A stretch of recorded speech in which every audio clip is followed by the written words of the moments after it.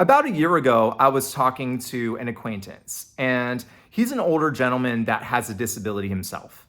I'm not necessarily sure what his disability is, but he's had numerous surgeries on his back, and he has a hard time walking, even though he's able to walk normally. He has a son who is on the spectrum, and he said to me that all this kid likes to do is play hockey. He doesn't like to go to school. He doesn't like to hang out with friends. The only thing this kid likes to do is play hockey. And he proceeded to tell me that he was worried about the kid because he wasn't sure what the kid was going to do when he gets older. I was like, maybe he'll be able to have some sort of career in hockey. And he instantly shut that down. He was like, Ryan, let's be real. He's never going to make it to the NHL. And I paused for a second and I thought, how do you know? He's 10 years old. And it kind of reminded me of my own childhood and all of the things that people said that I would never be able to do.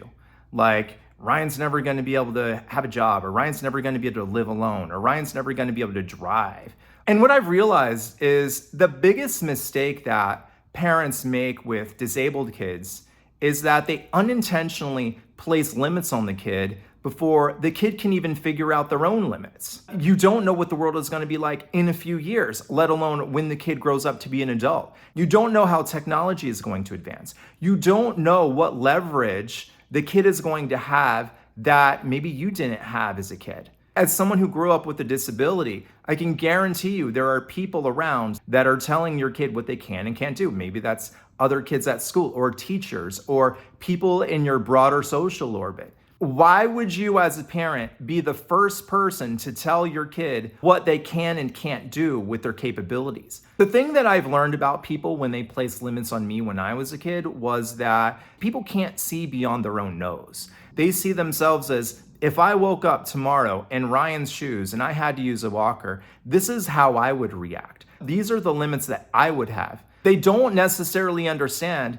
that the child with the disability is evolving that way. They have developed and are developing a set of survival skills that work with their disability. I'm a millennial, and when I was a little kid, the internet wasn't even a thing. If you would have said when I was 5 years old that Ryan one day is going to be running an online business, people would be like, what is online? I remember when I was a kid, I had a conversation with my uncle this was when I was in like 7th grade. And I was like, do you ever think that you will be able to call someone where it's not long distance? And he was like, no way. It's always going to be long distance.